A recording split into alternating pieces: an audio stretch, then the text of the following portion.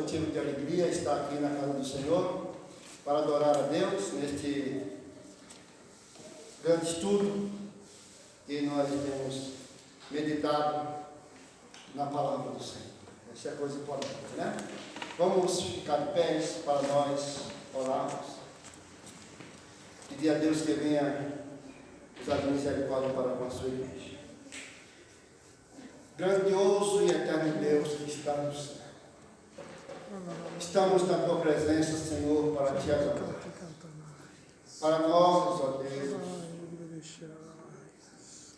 é uma alegria,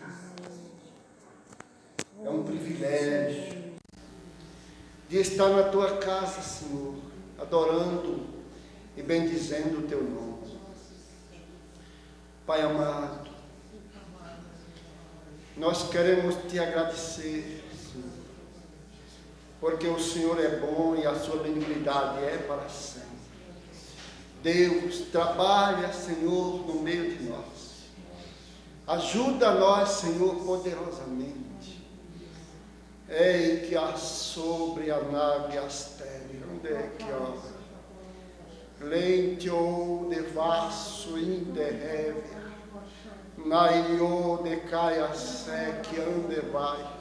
Espírito Santo de Deus, toma a nossa frente, a nossa direção, nesta noite, Senhor, e nos dá vitória em nome de Jesus.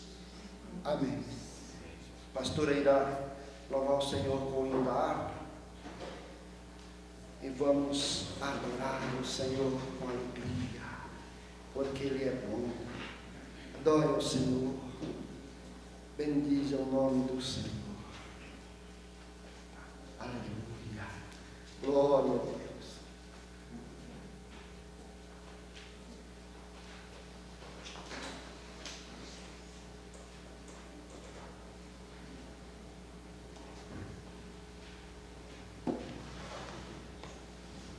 Sabe os irmãos com a paz do Senhor Jesus? Amém. Motivo de muita alegria estar novamente cultuando o nome do Senhor, adorando Ele que é digno de todo louvor, de toda adoração. Vamos adorar o Senhor com Ele da harpa.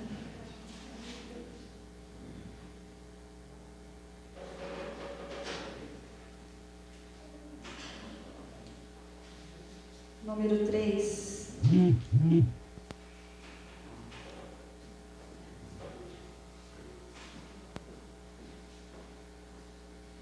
Plena paz e santo gozo tenho em ti, ó meu Jesus, pois eu criei em sua morte sobre a cruz.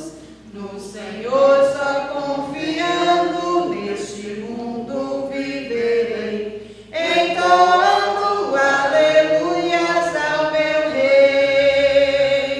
Oh, glória, meu Jesus, pois é digno de louvor, é meu Rei, meu bom pastor e meu Senhor.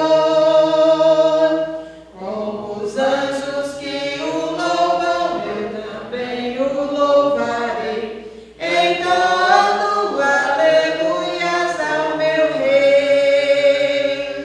O amor de Jesus Cristo é muito grande para mim, pois sua graça me encheu de amor sem fim.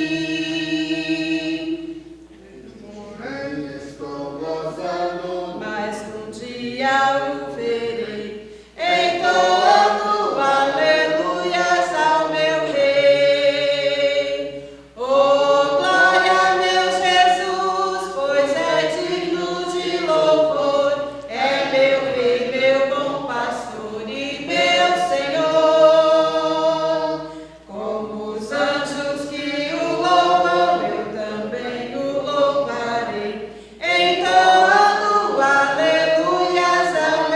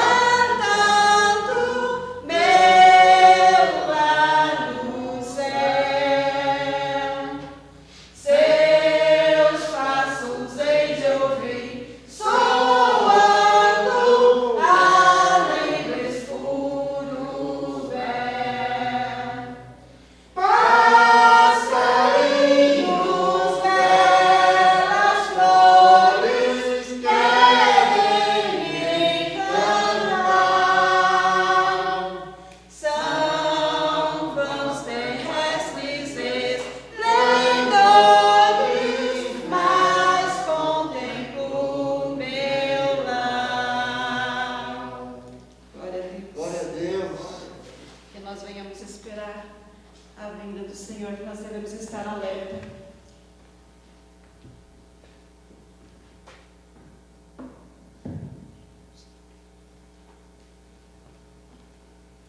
Saúdo os irmãos com a paz do Senhor Jesus. Amém. Quero compartilhar uma palavra com os irmãos de oferta.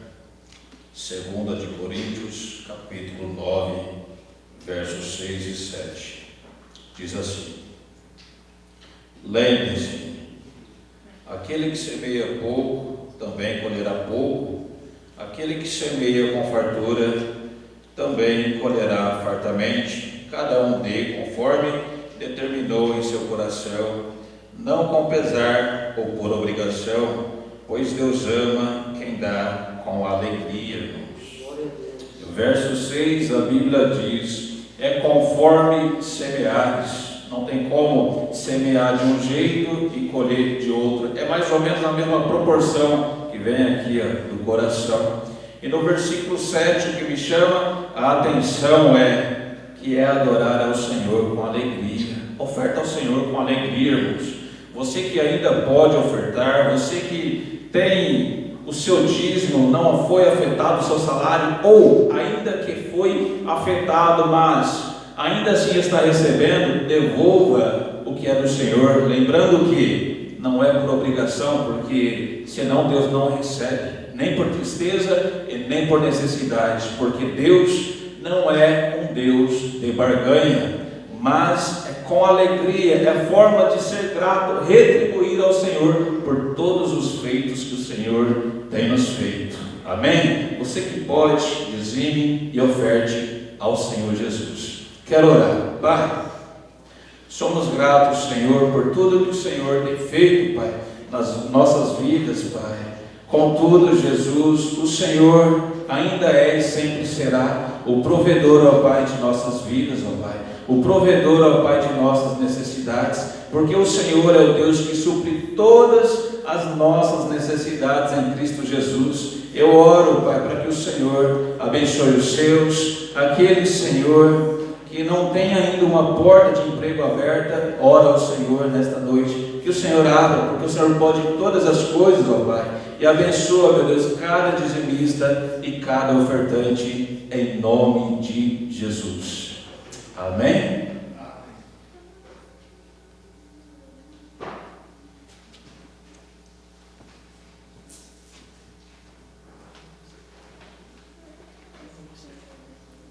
Amém, irmãos?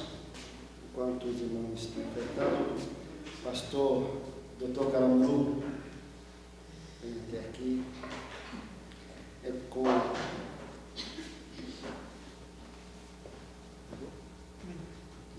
com alegria, irmãos, que recebemos o nosso querido pastor Dr. Caramuru.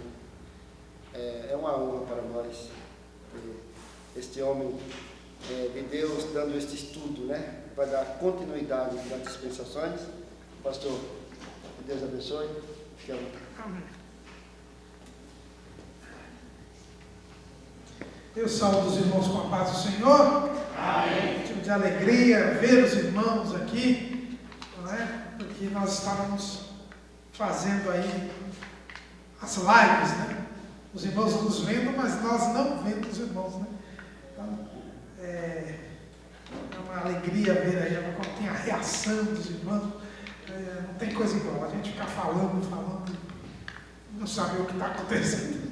Não é? Graças a Deus que os irmãos estão aqui e eu fico muito contente. E nós estamos estudando as dispensações. Os irmãos se lembram que nós começamos aqui o estudo, depois continuamos. E hoje vamos estudar a terceira dispensação, é o slide de número 9, né? A dispensação do governo humano. A gente parou semana passada no dilúvio.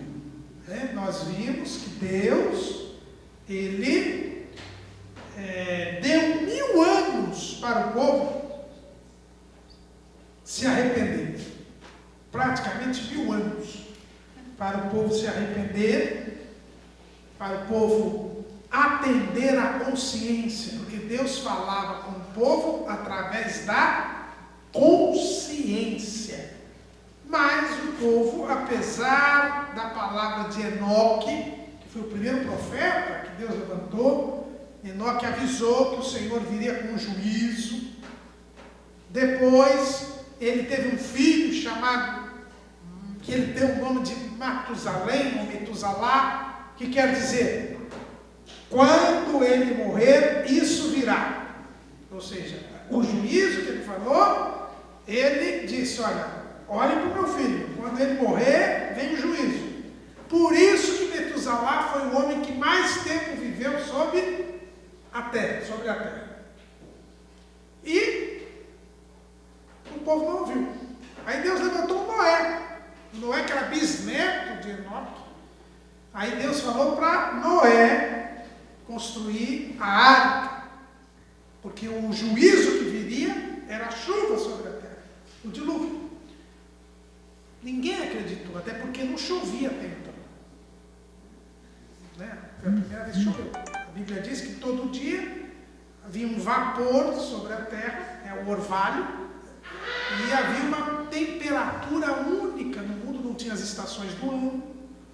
Por isso que o povo vivia bastante, mas o povo continuou pecando. A Bíblia diz que a terra se encheu de violência, a terra diz que todos se prostituíam, com exceção de Noé e da sua família. E veio o dilúvio.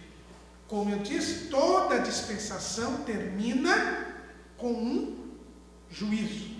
E aí veio o dilúvio, e como Jesus diz, vamos ler lá Mateus, capítulo 24.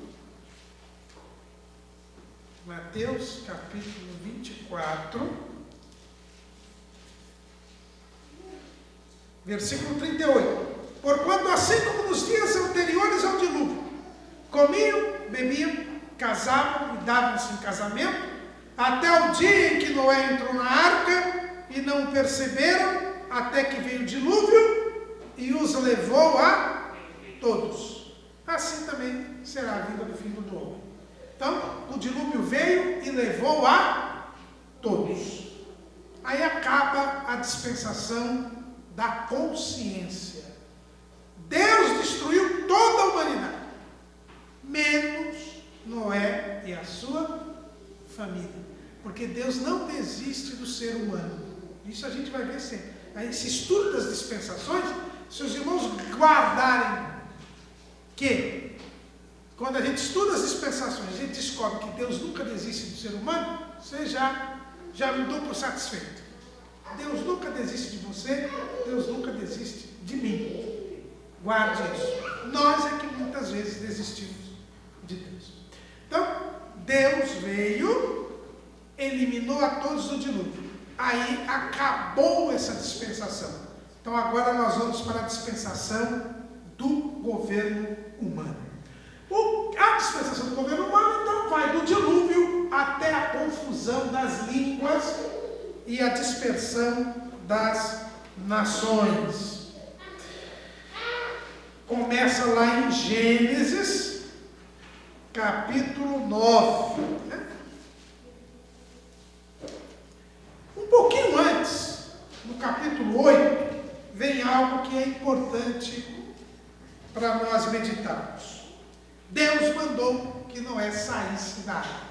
Noé só saiu da arca a hora que Deus mandou. Não foi o dia que parou de chover. Porque parou de chover, mas estava tudo inundado. Aí aí Noé mandou o corvo, depois mandou a pomba. E mesmo quando a pomba não voltou mais, Noé não saiu da arca. Só saiu da arca o dia que Deus mandou. Isso é uma grande lição para nós.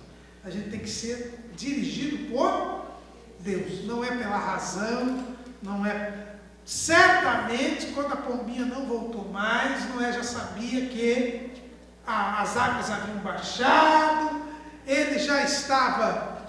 E a gente já sabe o que é isso, porque ele estava confinado quase um ano, ele queria sair, a gente já está aqui 3 meses, não aguenta mais, cai. Então, aí, mas ele esperou Deus mandar sair. Aí, quando Noé saiu, a primeira coisa que ele fez foi edificar um altar ao Senhor. ele agradeceu a Deus por ter sobrevivido. Ele agradeceu a Deus por ter sido poupada a sua família. E ele agradeceu a Deus porque Deus cumpriu a sua palavra. Ele viu que Deus era fiel. E ele então ofereceu um sacrifício a Deus sem pedir nada. E Deus, ao receber esse sacrifício, ele não disse para Noé. Vamos ler lá Gênesis 8 e 21. Gênesis 8 e 21. E o Senhor cheirou o suave cheiro, e disse o Senhor em seu coração: não tornarei mais a amaldiçoar a terra por causa do homem, porque a imaginação do coração do homem é má desde a sua meninice. Nem tornarei mais a ferir todo o vivente como fiz. Enquanto a terra durar, sementeira e cega, e frio e calor, e verão e inverno, e dia e noite não cessarão. Então, os irmãos observem aqui que Deus não falou isso para Noé.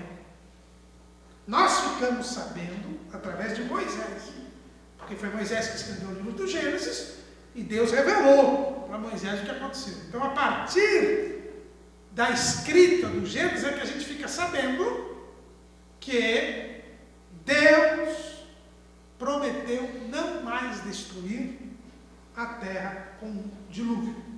Ele prometeu não mais destruir a terra por causa do homem.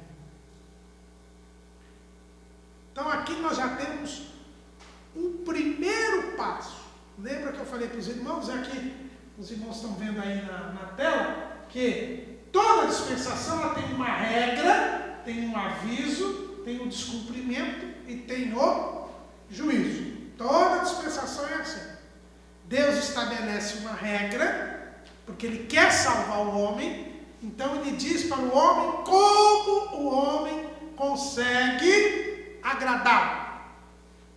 Não é salvar ainda, porque a salvação só viria com Jesus. Mas Deus diz, olha, como você deve agir até que venha o Salvador.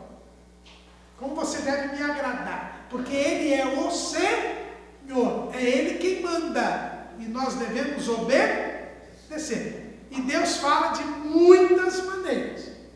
Então, cada maneira que Deus fala é uma dispensação. Agora que o homem saía, que Noé saía da arca, Deus não ia mais falar com o homem através da consciência. Agora o que Deus ia fazer? Veja bem. Deus criou o homem, e o homem criou o homem sem pecado. Então o homem serviu a Deus na inocência. Aí o homem desobedeceu, pecou. Então Deus falou com o homem agora na consciência. Agora Deus iria falar com o homem através do governo humano. Deus está dando ao homem o governo da terra. Ele quer que se estabeleça um governo, que o homem governe.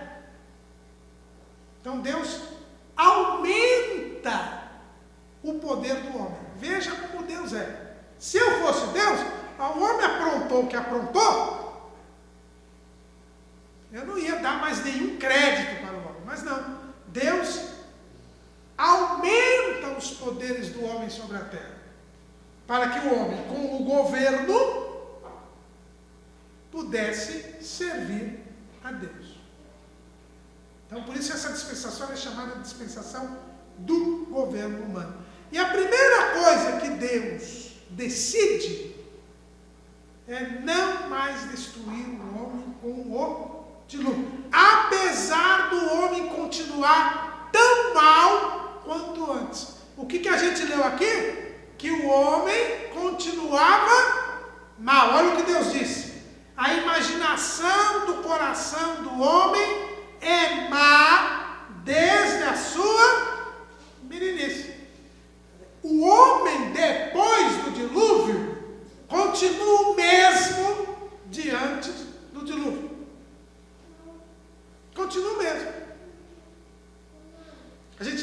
problema já na casa de Noé. A Bíblia diz que Noé encheu a cara, o cão desrespeitou o pai. Então, o problema já começa na família do Noé, que foi poupada. Porque o homem continua mal. Só quem transformaria o homem seria Jesus. Só Jesus tira o pecado do homem. Então o homem continuava mal. Mas Deus prometeu, porque quis. Noé não pediu isso. Noé só fez um sacrifício para agradecer. Mas Deus fez uma promessa para ele mesmo: não vou destruir mais a terra por causa do homem. É uma promessa que Deus fez. Então a gente já começa a dispensação com Deus prometendo não mais destruir a terra por causa do homem. Então já era uma circunstância favorável. Como eu disse para os irmãos, além da regra, quando Deus dá regra, Ele dá amplas condições para você poder cumprir a regra. Então, quando o homem não cumpre a regra, ele não tem desculpa. Por quê? Porque Deus dá a regra, mas Ele dá amplas condições para o homem cumprir a regra. Deus sabia que o homem era mau, mas mesmo assim Ele prometeu não mais destruir o homem, nem a terra, por causa do homem. Por causa do dilúvio, surgem as estações do ano. Surge o frio, surge o calor. Aqui que começam as mudanças climáticas. Vocês não ouvem aí os ecologistas falando das mudanças climáticas? Irmão, mudança climática começou aqui. Sempre teve frio, calor, verão, inverno, seca, cheia, enchente. Só que isso não vai destruir a terra. Então, quando dizem aí que o mundo vai acabar por causa das mudanças climáticas, é mentira. Porque Deus prometeu não mais destruir o vivente por causa do homem. Então, as mudanças climáticas jamais comprometerão a vida, salvo lá na grande tribulação, porque aí vai ser o próprio Deus quem vai tomar as providências. Então, essa história toda que dizem aí não é para a gente acreditar, porque é mentira do diabo, que contraria a palavra de Deus. Ninguém está dizendo aqui que pode destruir a natureza, que pode... Não é nada disso. Mas eu só estou dizendo que as mudanças climáticas, elas não comprometem a vida na Terra, porque a vida não depende do clima. A vida depende de Deus. E Deus disse que não ia destruir o mundo por causa do homem. Qual é a regra da dispensação do governo humano?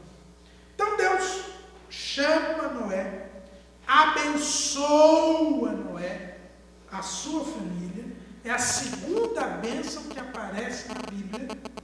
É essa bênção no capítulo 9. E abençoou Deus a Noé e a seus filhos. E disse-lhes: frutificai, multiplicai e enchei a terra. A ordem que Deus dá a Noé foi a mesma ordem que Deus deu a Adão. Porque Deus não muda. Por isso essa história de dispensação não é uma mudança do que Deus fala. É uma mudança da maneira que Deus fala. Mas Deus continua falando sempre a mesma coisa. Porque a palavra de Deus permanece para sempre. Agora, o que Deus diz para Noé? Noé, vai, frutifica, multiplica a terra, frutifica, multiplica, enche a terra. Porque eu imagino, outro dia um irmão estava até conversando sobre isso, a reação de Noé quando ele saiu da arca, né? Sozinho com a família. Toda aquela, as coisas destruídas, né? E ele olhando tudo aquilo ali, deve ter dado um desânimo, né? Como é que vai? Cadê o povo? Não tem mais ninguém. Mas Deus diz, olha, começa do zero. Vamos começar do zero de novo. Eu vou te abençoar. Não tenha medo. Com a bênção de Deus, pode começar tudo de novo. Deus abençoando, vai dar certo. E aí, Deus disse para Noé, Noé, agora vai ter uma coisa diferente. Você vai fazer, vai se multiplicar, agora vai ter uma coisa diferente. Olha, aí que entra a novidade dessa dispensação. E será o vosso temor e o vosso pavor sobre todo animal da terra e sobre toda a ave dos céus.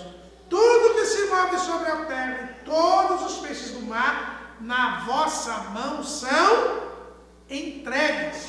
Tudo quanto se move, que é vivente, será para vosso mantimento. Tudo vos tenho dado, como a erva verde. Eu costumo dizer que esse capítulo 9 de Gênesis é o capítulo que eu gosto, viu? Eu li Gênesis 9:2, é um capítulo que eu gosto particularmente, porque eu sou amante do churrasco. É o capítulo do churrasco. A partir do capítulo 9 de Gênesis, nós podemos comer carne. Antes o homem só comia mato, era herbívoro. Os homens eram herbívoros. Gênesis, capítulo 1, versículo 29.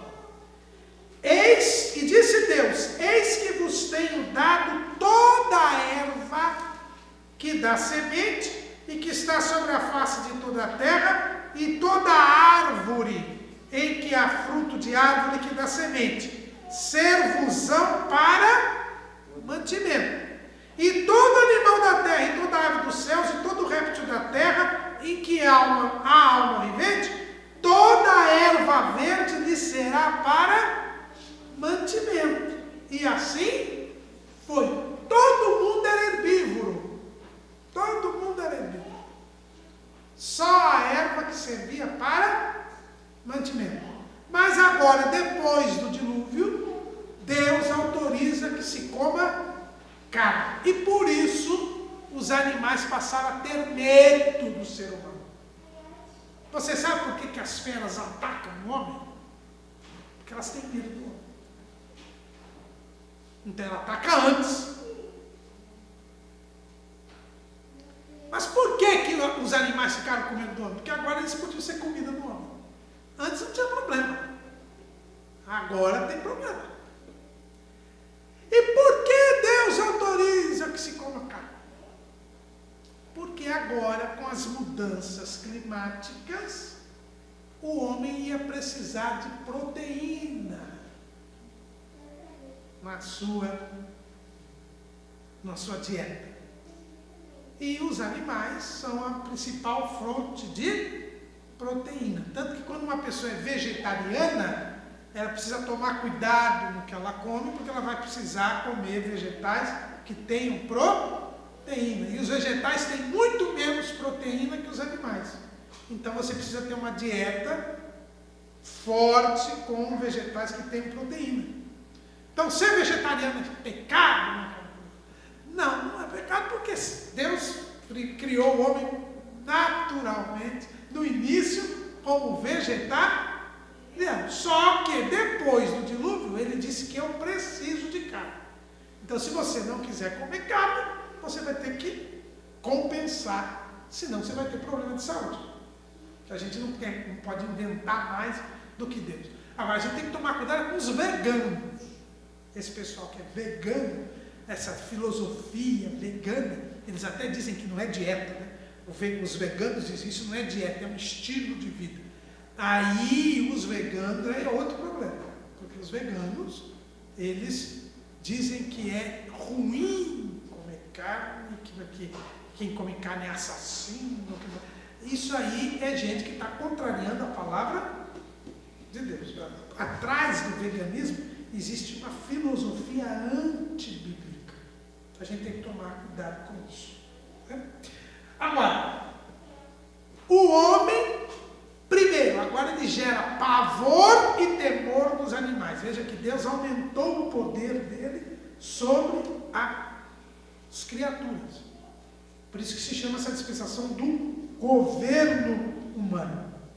Aí o versículo 4 diz assim: a carne, porém, com sua vida, isto é, com o seu sangue, não comereis. Veja bem que Deus autorizou comer carne, mas proibiu comer sangue.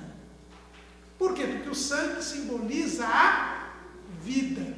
O sangue simboliza a vida e seria através do derramamento do sangue inocente de Jesus que nós obteríamos o perdão. Então, o sangue é algo sagrado.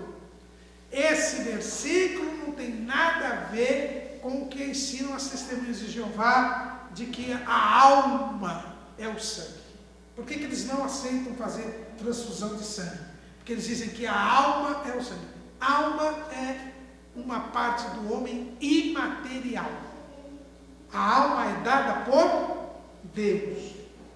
A alma é espiritual, não é material. Sangue é matéria. Sangue faz parte do corpo. Agora, a Bíblia diz que a vida está no sangue. E isso a medicina depois provou. Porque é no sangue que são feitas as trocas de oxigênio. Né? O sangue é que oxigena o corpo. Então, a vida vem pelo oxigênio. Né? Então, o sangue, a Bíblia já dizia isso. Deus disse para Noé. Então, não se pode comer sangue. É por isso que lá em Atos capítulo 15, quando os discípulos se reuniram para saber se os crentes gentios deveriam ou não seguir a lei, eles disseram o quê? Que não podia, os crentes gentios não estavam debaixo da lei, mas eles não podiam comer sangue, nem carne sufocada, que é carne com sangue. Por quê? Porque isso está na lei. Antes da lei, já estava aqui quando Deus mandou para Noé. E todos os seres humanos descendem de Noé. Então, uma regra para todos os seres humanos. Inclusive, essas regras da dispensação do governo humano, elas são conhecidas pelos judeus como 7 preceitos dos descendentes de Noé. Os próprios judeus admitem que toda a humanidade está debaixo de 7 preceitos, que estão aqui nesse capítulo 9 de Gênesis. Um deles é não comer sangue.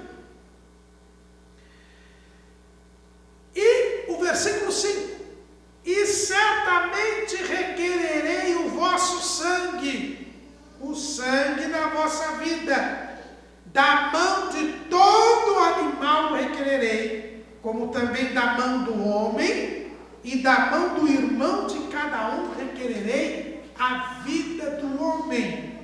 Quem derramar o sangue do homem, pelo homem o seu sangue será derramado. Porque Deus fez o homem conforme a sua imagem. Aqui, irmãos, está o princípio da autoridade humana, o princípio do governo humano. O que Deus está dizendo, quando ele falou, proibiu comer a carne com sangue, porque o sangue representa a vida. O que Deus também estabeleceu? Ele estabeleceu que o dono da vida é Ele. Então o homem ia governar agora. Mas a vida era algo que o homem não poderia mexer. O governo humano não poderia mexer com a vida. Vida é um assunto de Deus. Quem derramasse o sangue do homem, quer dizer, quem matasse alguém, ele pelo homem seria morto. O que quer dizer isso? Quer dizer que Deus ia tomar uma decisão para que a pessoa que matou também morresse. Mas isso não é uma autorização para o governo matar. Deus disse: eu requererei a vida do homem. Aqui há muita discussão entre os teólogos. Tem muita gente que diz que a pena de morte está autorizada por Deus aqui.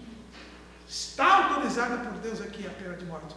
Mas ele não disse que é o governo, que é o homem. Ah, mas está escrito aqui: quem derramar o sangue do homem, pelo homem o seu sangue será derramado. Essa é a pena de morte. Quem mata, morre. Mas olha o que o versículo anterior diz: da mão do homem e da mão do irmão de cada um, requererei a vida do homem. Ou seja, quem é que aplica a pena de morte? É Deus. Porque ele diz: eu vou requerer. Ele faz com que o homem que matou morra. E vai morrer como? Não é um anjo do céu que vai chegar e vai matar. Ele diz que o próprio homem vai matar aquele homem que matou. Mas é Deus quem vai fazer isso. E Deus tem aplicado a pena de morte? Muito. Veja a vida dos criminosos. Se você for ver a expectativa de vida do brasileiro hoje, se for mulher, é 78 anos a expectativa de vida. Homem é menos, 72. Mas se você for pegar a população carcerária, a média, a expectativa de vida de uma pessoa no crime é 52, 53 anos. Alguém no crime vive menos do que quem tem uma vida direita. O que é isso? É porque Deus mata antes. Deus mata. Ele pode usar a polícia, ele pode usar o PCC, ele pode usar quem for. Mas quem mata as pessoas é morto. O meu Edinaldo, esse é do meu tempo, não é do tempo de vocês que são mais novos. Mas é do meu tempo, o tempo do meu Edinaldo. Um famoso policial aí, que era daqueles justiceiros, do Esquadrão da Morte, aquele pessoal, que era o Cabo Bruno. O senhor não lembra do Cabo Bruno? É que o senhor não era daqui de São Paulo, é lá do... Cabo Bruno era um desses matadores, policiais matadores, muito. Ele foi preso, condenado, vários, ele matou muita gente.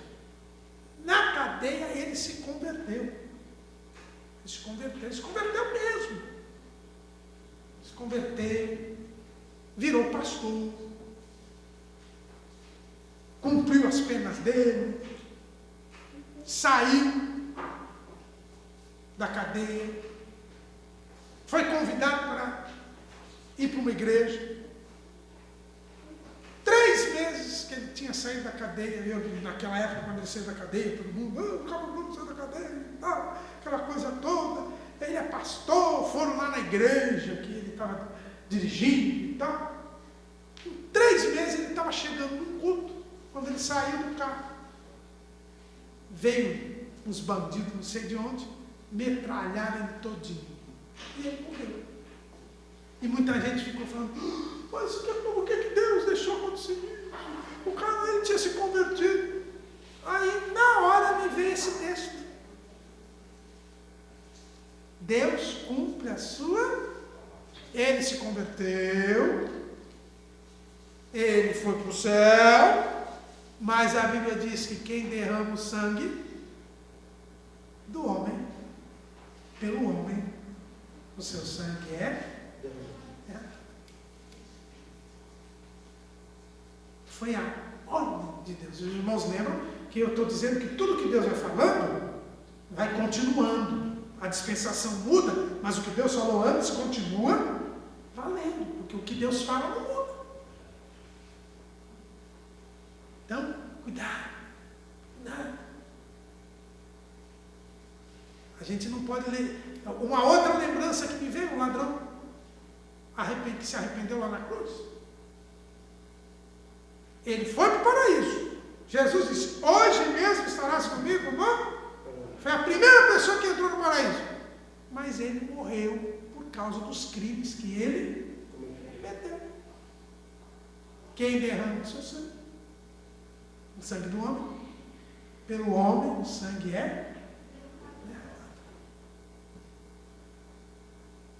Então nós não podemos esquecer disso. Agora, o que a Bíblia diz aqui? Que Deus estabelece um governo. Antes do dilúvio, não tinha um governo.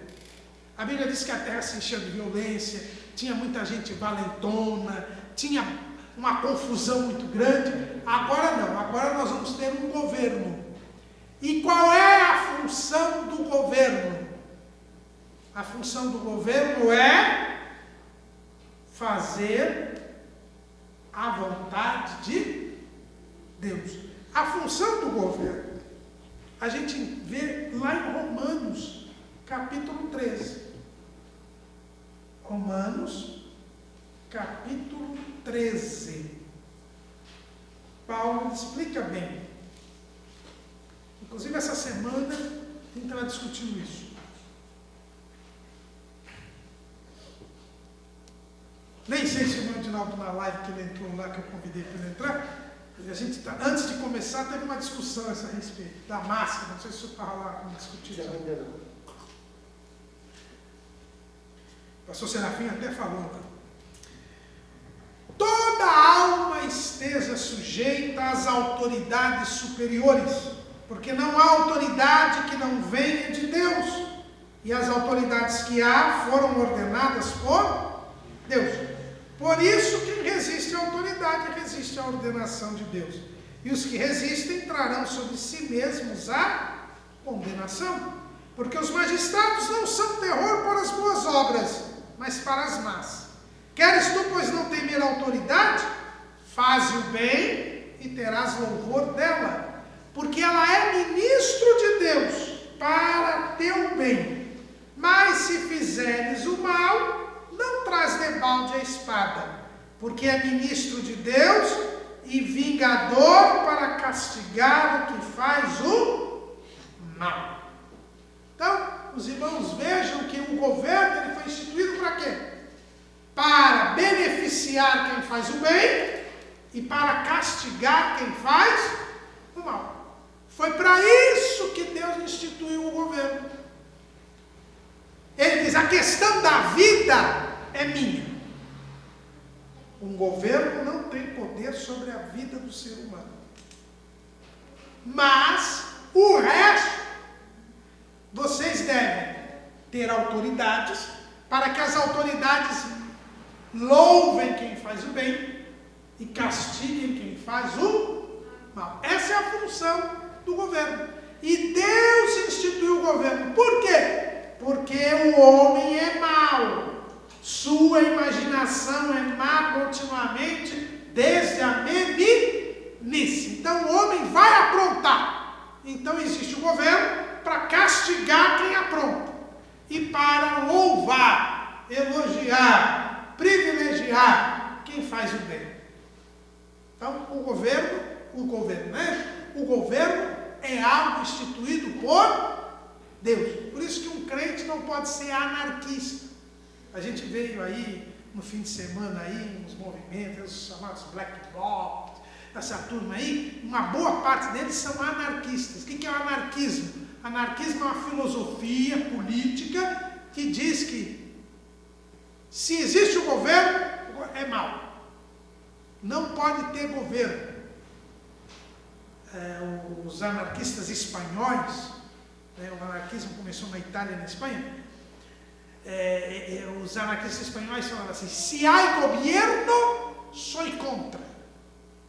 Se há um governo, eu sou contra. Só que a Bíblia diz que quem resiste à autoridade, resiste a Deus. Porque as autoridades são constituídas por...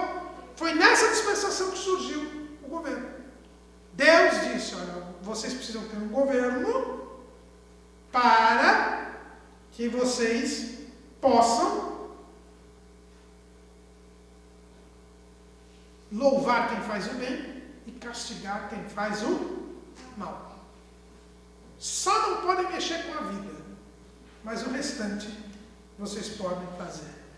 E Deus ainda disse: frutificai e multiplicai-vos, povoai abundantemente a terra e multiplicai-vos nela. A mesma ordem que ele tinha. Era para povoar abundantemente a terra. Foi essa regra que Deus deu para o homem. O chamado Pacto Noaico, ou os 7 preceitos dos descendentes de Noé. E qual foi o aviso que Deus disse? O aviso de Deus foi esse. 9 e 11. E eu convosco estabeleço o meu conselho, que não será mais destruída toda a carne pelas águas do dilúvio, e que não haverá mais dilúvio para destruir a terra. Lembra aquilo que Deus tinha falado para ele? Agora ele fala para Noé. Agora ele revela para Noé: Noé, eu não vou mais destruir a terra com um dilúvio. E disse Deus: este é o sinal do concerto que ponho entre mim e vós, e entre toda a alma vivente que está convosco por gerações eternas. O meu arco tenho posto na nuvem. Este será por sinal do concerto entre mim e a terra. E acontecerá que quando eu trouxer nuvens sobre a terra, aparecerá o arco nas nuvens. Então me lembrarei do meu concerto que está entre mim e vós, e ainda toda a alma vivente de toda a terra, e as águas não se tornarão mais em dilúvio para destruir toda a terra. E estará o arco nas nuvens, e eu o verei, para me lembrar do concerto eterno entre Deus e toda a alma vivente de toda a terra que está sobre a terra. E disse Deus a Noé: este é o sinal do concerto que tem estabelecido entre mim e toda a carne que está sobre a terra. Então Deus avisou que eu não vou mais destruir a terra com um dilúvio. E quando vier a chuva, quando vierem as nuvens, aparecerá o arco. A Bíblia sempre chama isso de arco. Nós chamamos de arco-íris. Essa expressão arco-íris, íris, já é uma expressão de uma divindade grega. Então, quando a gente puder falar arco, não está errado falar arco-íris, não está errado, mas é uma denominação que vem da mitologia grega. A Bíblia fala o arco. E vocês já estudaram isso na escola, vocês sabem muito bem que o arco se forma justamente por causa agora esqueci o nome da refração da luz, né? Da refração da luz, que formam todas aquelas cores do arco, justamente passando pela água, né? Quando a luz do sol passa pela água. É exatamente o que Deus disse. Quando as nuvens vêm, aí forma o arco como uma lembrança de que Deus não vai destruir mais a terra, apesar da maldade do homem. Eu disse para os irmãos, toda dispensação tem um sinal. A dispensação do governo humano, o sinal é o arco. Deus não vai destruir mais a terra com o dilúvio. É por isso que o dilúvio foi universal. Muita gente diz: o dilúvio foi parcial, localizado ou universal? O dilúvio foi universal. Por quê? Porque Deus prometeu que nunca mais haverá dilúvio. Lembra daquele tsunami que fez agora 20 anos, 15 anos, 16 anos que aconteceu? 20 anos que aconteceu? Morreram 200 mil pessoas, encheu um monte de lugar em vários países. Se o dilúvio fosse localizado, então Deus tinha mentido aqui. Ele disse que nunca mais ia ter outro dilúvio. Então não pode ser localizado. Porque Deus disse que nunca mais haveria um dilúvio. E teve tsunami, e encheu um monte de lugar. Então, quando tem essas enchentes aí, no ano passado nós tivemos lá em Moçambique, né, uma catástrofe, um ciclone, também encheu muitos lugares, destruíram muitas casas, com água. Então, por isso que o dilúvio só pode ter sido universal. Deus disse, olha, quando vocês olharem o arco, lembrem-se de que eu prometi não destruir, mesmo vocês sendo maus. E que o governo existe para louvar o bem e castigar o mal. O arco, ele tinha essa função, de lembrar o homem de que apesar de ele ser mal, Deus não iria destruir. Mas ele tinha que louvar o bem e castigar o mal. E aí começa Noé e a sua família a encher a terra. Vocês encontram nos capítulos 9 e 10 de Gênesis toda a proliferação dos descendentes de Noé. Ocorre que o mal não desapareceu.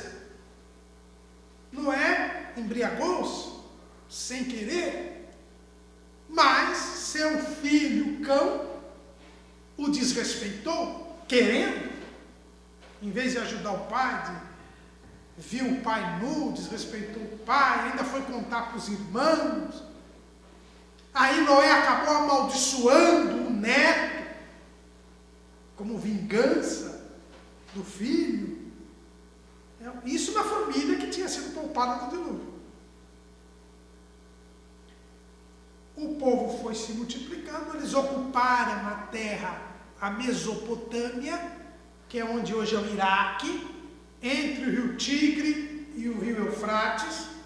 É uma região de planície, com 2 rios, que quando enchem, fertilizam a terra. É uma região que tem grande produção, é uma região que é fácil criar animais e construir cidades. Então é uma região que é aquela terra que todo mundo pediu a Deus.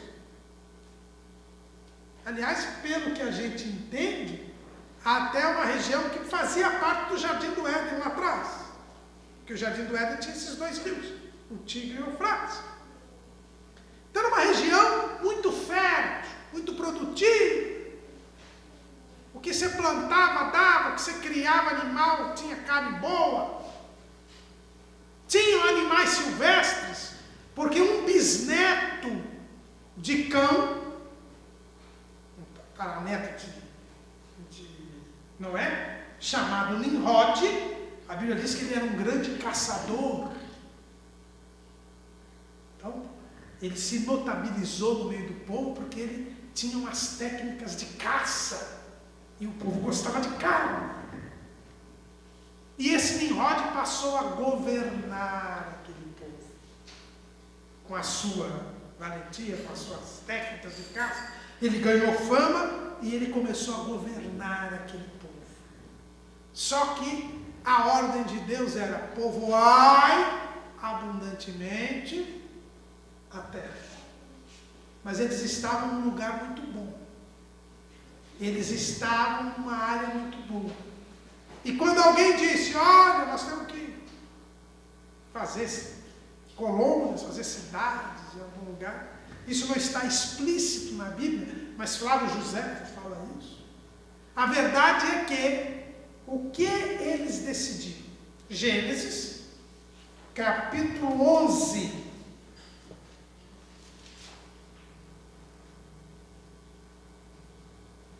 Versículo 1.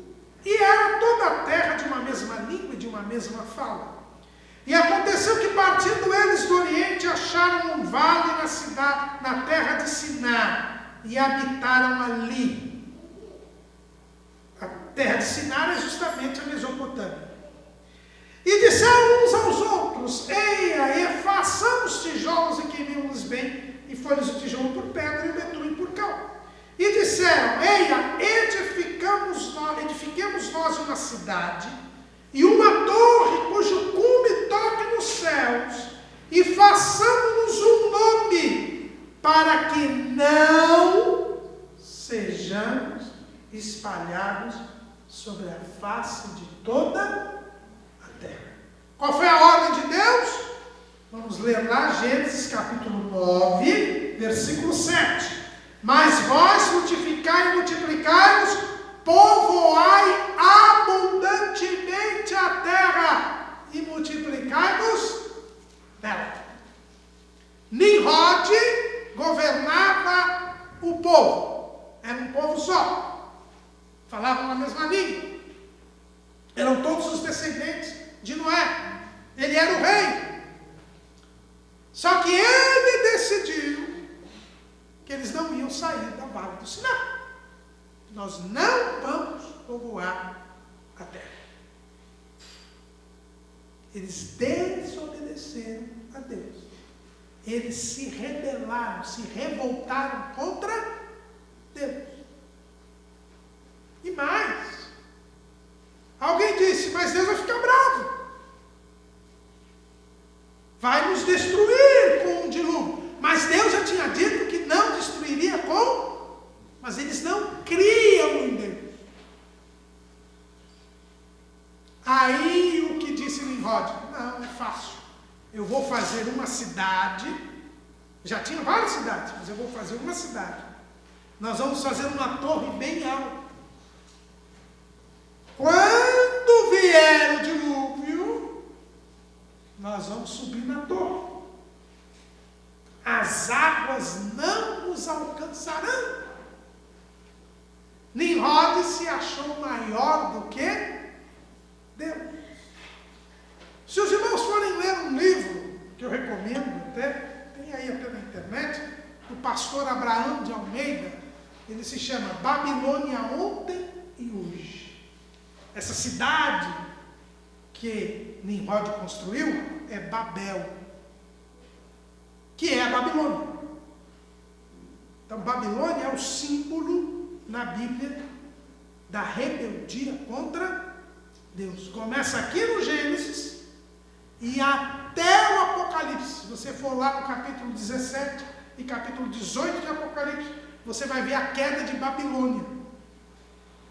O nome que a Bíblia dá para o sistema rebelde contra Deus. Esse governo que Deus criou, que era para louvar o bem e castigar o mal, este governo foi usado para se rebelar contra Deus. É esse sistema político rebelde contra Deus que existe até hoje. Começou com Nimrod e vai terminar com o anticristo. Esse é o sistema político mundial, o sistema político das nações, que é rebelde contra Deus, que deveria louvar o bem e castigar o mal, mas que muitas vezes privilegia o mal e pune, persegue o bem. Começa com Nimrod construindo a torre, mas vocês vão encontrar lá na frente Nabucodonosor fazendo aquela estátua. Vocês vão encontrar lá na frente César instituindo o culto ao imperador, que perseguiu tantos cristãos por causa disso. Vocês vão encontrar hoje o mundo defendendo aborto, defendendo ideologia de gênero, perseguindo a igreja. Os irmãos percebem, e têm percebido aí nessa pandemia em todos os países do mundo, como há uma nítida má vontade com os crentes, com os cristãos. E não é só na China, que a China sempre perseguiu os cristãos, mas agora com a pandemia está perseguindo muito mais. Mas até nos Estados Unidos, quando eu vi que uma igreja batista no estado da Virgínia, no dia da Páscoa, a polícia foi lá e prendeu todos os crentes. que estavam no estacionamento da igreja, eram uns 20 crentes, cada um dentro do seu carro, ouvindo a pregação do pastor que estava na igreja fechada. Ele lá dentro, ele alugou um horário na rádio para pregar o sermão no dia da Páscoa, e os irmãos, cada um dentro do seu carro no estacionamento da igreja. Eu pergunto para os irmãos, onde que eu tinha problema de contaminação? Pois a polícia foi lá e prendeu todo mundo. Na Virgínia, Estados Unidos.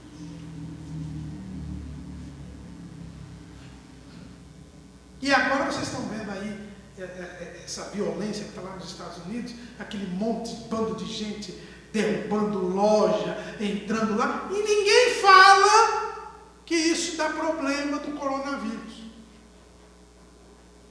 Aquele amontoado de gente saqueando loja, isso não dá problema nenhum do coronavírus. O que é isso? É o sistema político rebelde contra Deus, que começou aqui. Não vamos sair daqui. E nós não cremos em Deus. Ele disse que não vai mandar o dilúvio. A gente não acredita. E a gente é mais inteligente que ele, mais esperto do que ele. Vamos criar um jeitinho aqui, para que quando ele mandar o dilúvio, nós escaparmos. Todos. Não tinha ninguém do lado de Deus.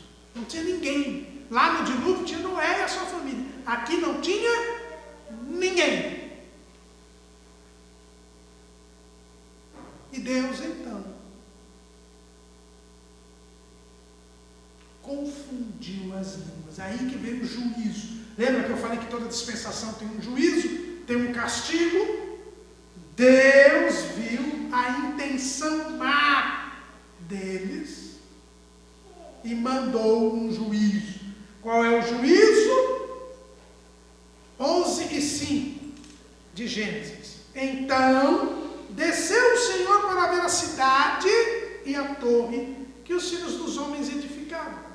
E o Senhor disse: eis que o povo é um, e todos têm uma mesma língua, e isto é o que começam a fazer. E agora não haverá restrição para tudo que eles intentarem fazer. Eia, desçamos e confundamos ali a sua língua, para que não entendam uma língua do outro. Assim o Senhor os espalhou dali sobre a face de toda a terra, e cessaram de edificar a cidade. Por isso se chamou o seu nome Babel. Babel em hebraico quer dizer confusão. Porquanto ali confundiu o Senhor a língua de toda a terra, e dali os espalhou o Senhor sobre a face de toda a terra. Então aqui, Deus não quis destruir o homem, porque Deus tinha prometido não destruir o homem com o dilúvio. Mas ele podia, se quisesse, destruir com fogo. Ele não teria quebrado a sua promessa. Mas Deus não desiste do homem. Todos haviam pecado. Todos haviam se rebelado contra Deus. Todos haviam desobedecido. Mas Deus disse: eu não vou destruir o homem. Eu amo o homem. Eu quero salvar o homem. Então eu vou espalhá-los, porque eu quero que eles ocupem a terra. O que eu quero não vai deixar de ser feito. Então ele só confundiu a língua. Eu imagino, irmãos, a confusão que foi. Vocês já pararam para pensar? Eles estavam construindo, né? Aí, joga o tijolo aí. Daqui a pouco, joga o tijolo aí. O outro, não entendi o que você falou. Aí quando ele falou, não entendi o que você falou, esse não entendeu também. Aí eles tentaram conversar, não conseguiram. Aí chamaram o outro. Aí quando foram chamar o outro, tiveram que cutucar o outro, porque o outro também não entendia o que ele falava, não entendia o que ele falava. Aí começou o povo a cair atrás das pessoas que eles podiam entender. E quando ele encontrava alguém que ele entendia, ele tinha que viver com aquela pessoa, porque não tinha como viver com as outras. E foi assim que cada um foi indo para um canto.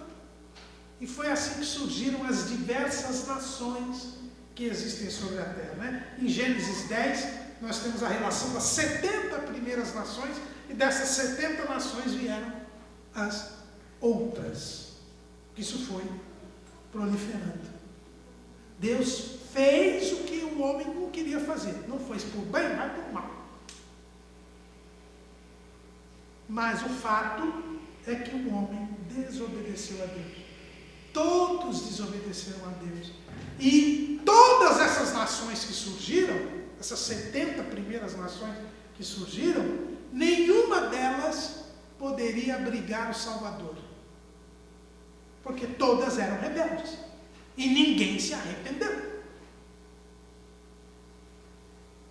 Se espalharam por uma circunstância. Não é porque tinham obedecido a Deus. É que não tinha jeito. E ninguém se arrependeu. Então todos estavam em rebeldia contra Deus. Outra coisa que eu disse do livro do pastor Abraão de Almeida, da Babilônia, ontem e hoje, é que foi com Nimrod.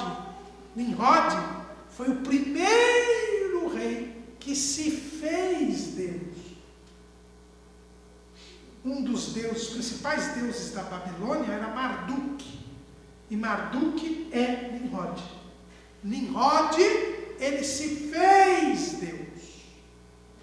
Por isso ele diz assim: façamos uma torre cujo cume toque nos céus. Eu sou um Deus. Eu sou um Deus.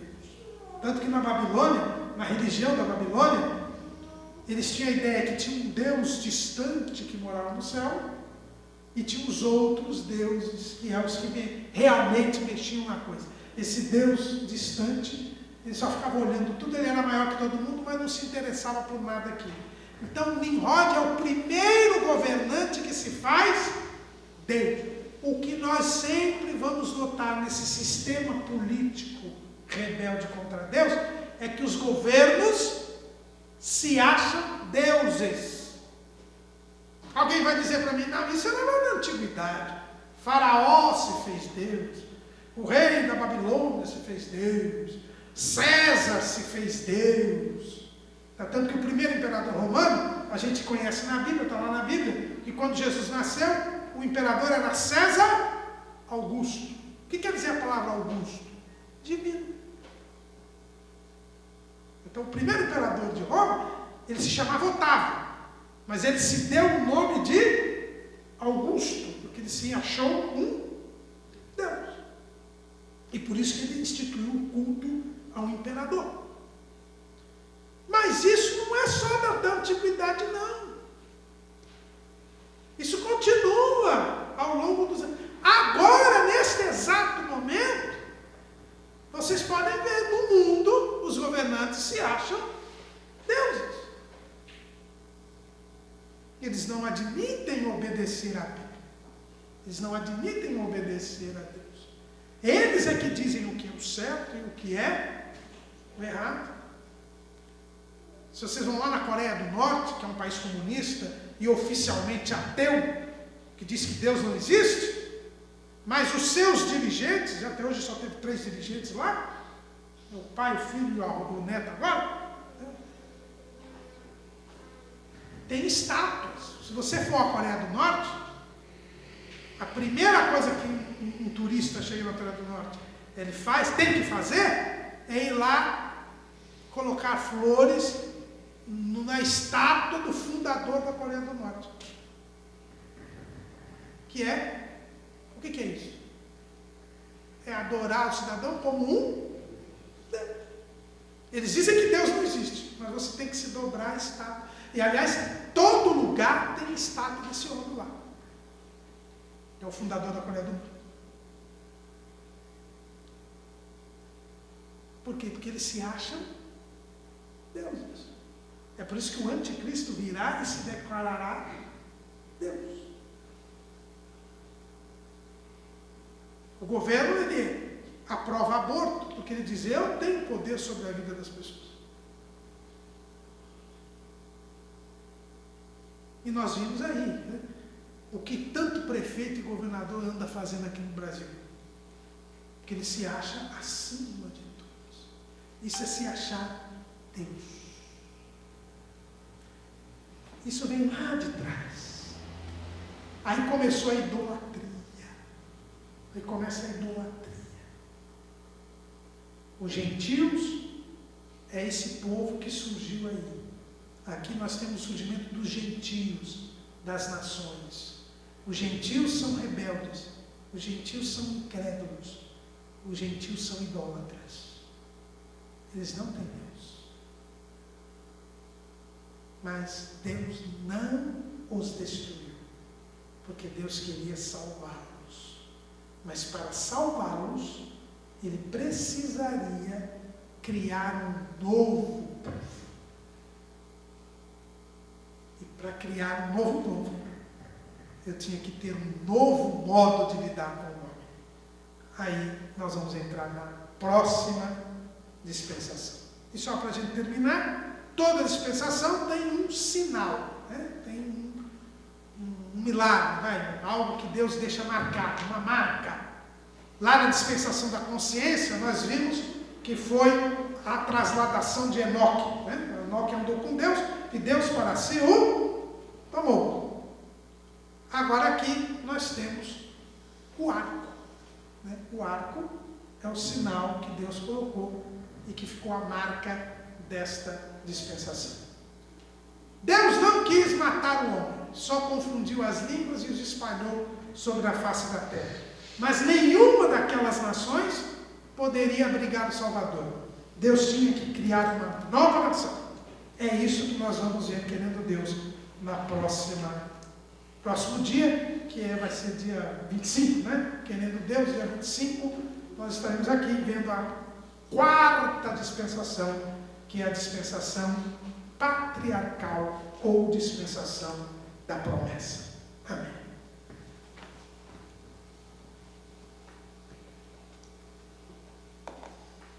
Amém, irmão? Deus abençoe o nosso querido pastor por essa tão rica lição para nós, né?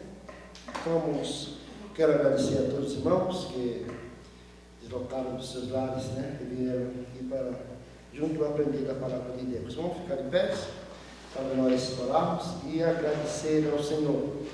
Que o Senhor Jesus possa os abençoar, vocês que estão aqui e os que estão nos ouvindo através dessa live. Que o Senhor possa abençoar vocês ricamente na graça do nosso Senhor Jesus Cristo. Oremos ao Senhor. Pai que está no céu, nós queremos te agradecer, meu Senhor, por esta oportunidade que o Senhor tem nos concedido de estarmos na tua presença, de estarmos, ó Deus, aqui adorando e bendizendo o teu nome. Ó Deus, muito obrigado, Senhor, por ter nos dado graça, saúde. Obrigado pela saúde que o Senhor tem nos dado. Deus, estende as tuas mãos de poder sobre as vidas daqueles que estão, ó Deus, enfermos. Cura as enfermidades, ó Deus, trabalha na vida de cada um, recompensa os teus filhos com as ricas bênçãos do céu. Meu amado Deus, leva os teus filhos em paz para os vossos lares, como em paz os trouxeste. Vai dando vitória, Senhor, e nos abençoando no nome de Jesus. Nós queremos agradecer pela vida do nosso pastor, Dr. Caramuru, que o Senhor venha abençoar a sua família, dando vitória e saúde ao seu filho, no nome de Jesus. Que o grande amor de Deus e a graça do nosso Senhor e Salvador Jesus Cristo e as doces consolações do Espírito Santo do Senhor permaneça com toda a igreja e todo o povo de Deus. Diga amém. Está terminado em nome de Jesus. Deus abençoe a todos.